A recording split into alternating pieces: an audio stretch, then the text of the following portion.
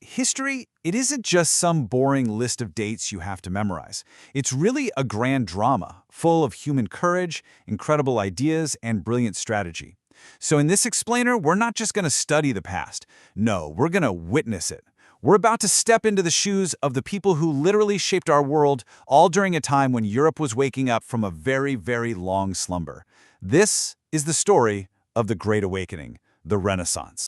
Okay, so to really get the explosion of the Renaissance, you first have to feel the silence that came before it. This image here does a fantastic job of showing you the world of medieval Europe. It was this rigid pyramid where your entire life was decided the moment you were born. There was no climbing this ladder. Nope. Where you were born was where you were going to die. All right, let's dive right into this world. Let's really try to understand the two massive forces that held everything in place, keeping it perfectly, rigidly still for centuries. And what's so wild is how this slide just lays out that whole rigid pyramid for us. This was feudalism. Think of it like a chain of obligation, based entirely on who owned the land. At the very top, you had the king. He granted land to the lords, who then granted it to the barons, and on it went, all the way down to the peasants who worked that land. You can just feel the weight of this system, right? It was built to crush freedom, to stop any kind of social mobility, to stamp out the very idea that you could be more than what you were born into. And then there was the second great force, the church.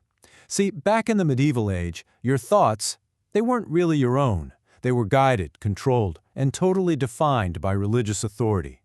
Thinking for yourself was, well, it was not encouraged.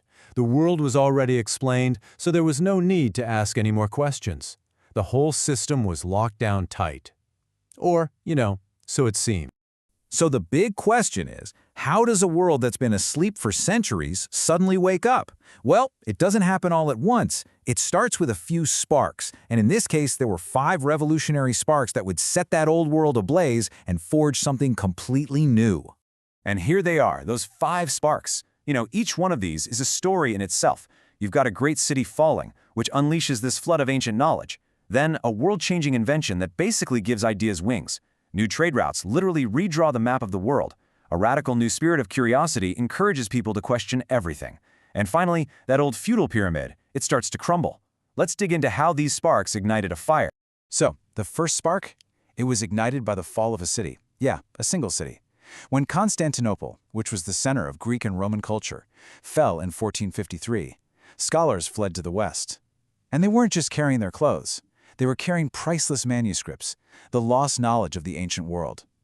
They brought this treasure trove to Italy, and it just reignited this massive interest in classical philosophy, art, and science. Next up, the second spark. And this one, whoa. This was an invention that literally changed the game. Before Johannes Gutenberg's printing press, books were these super rare, handwritten treasures. Only the rich could even hope to see one. But this machine, it made knowledge something you could mass produce and share. It turned ideas from these tiny little candles, seen by only a few, into a wildfire that just swept across the continent. And you can really see the impact here. All of a sudden, the Bible, classical texts, brand new ideas, they were available all over Europe. For the first time ever, people in different cities could read the exact same book at the exact same time. This connected minds in a way that had never, ever been possible before. The third spark. This one happened out on the high seas. The old land routes to the east got closed off, so these brave, kind of crazy navigators from Portugal and Spain, they took to the oceans. They weren't just looking for spices and money. They were launching themselves into the great unknown. And this created a spirit of adventure that just radically expanded humanity's horizon. And just look at the pace of all this. It's just one thing after another. In just a few decades, the map of the known world was completely redrawn. Every single new discovery proved that the old books didn't have all the answers. It proved the world was way bigger, stranger, and more amazing than anyone had ever imagined. Okay, this brings us to the fourth spark. And honestly, this might be the most important one of all. It wasn't just a single event. It was a feeling, a whole new spirit of inquiry. This marked a massive shift from just blind faith to active, critical reason. Thinkers started to question everything, demanding proof through observation and experiments. The age of because I said so was over. The age of why had officially begun. So what happens when an entire world wakes up? Well, the change is explosive, and you can see it nowhere better than in the art. It was a complete and total revolution in how people saw themselves and their world. This comparison right here just says it all, doesn't it? Art went from being a tool for the church to a celebration of humanity itself. Artists stopped following all those rigid, old rules and started studying the real world, things like geometry, light, and even human anatomy, all to create works that felt breathtakingly alive. And this, of course, brings us to one of the superstars of this new era, Leonardo da Vinci. He was so much more than just an artist. He was the living, breathing embodiment of the Renaissance spirit. A painter, a sculptor, an inventor, a scientist. Da Vinci was a genius who saw art and science not as separate things, but as two connected ways to understand the beautiful machinery of the universe. I mean, just look at his work here. The subtle emotion you see in Mona Lisa's smile, the raw, dramatic tension in The Last Supper.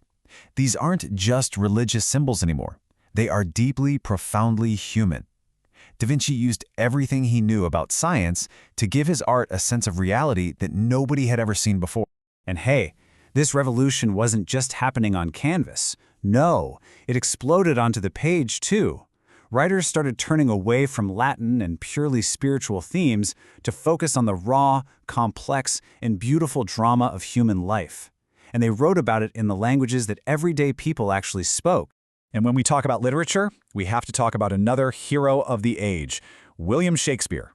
People call him the greatest writer in the English language, but he was more than a playwright. He was an explorer of the human soul.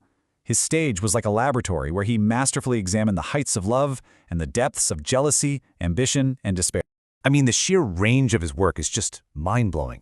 From the crushing tragedy of Macbeth to the hilarious comedy of A Midsummer Night's Dream, Shakespeare's 38 plays tap into feelings and thoughts that are just eternally human. That's why he still feels so alive and relevant today.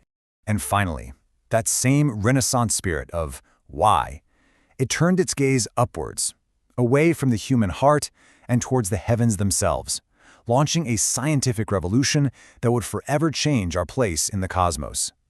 In this slide really shows you the fundamental clash at the heart of the scientific revolution. Medieval science was based on ancient texts and faith, but Renaissance science, it was based on a radical new idea. Trust only what you can see and test for yourself. The Earth is the center of the universe? Okay, prove it. And that brings us to our final hero, a man who was basically an intellectual rebel, Nicholas Copernicus. He was a mathematician and astronomer who dared to question 1,000 years of established belief.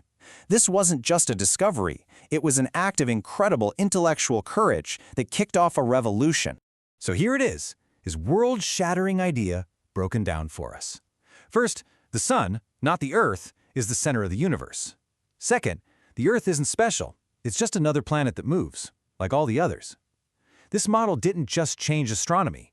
It completely changed our understanding of our place in the cosmos, and it paved the way for Kepler, Galileo, Newton, for the entire modern world.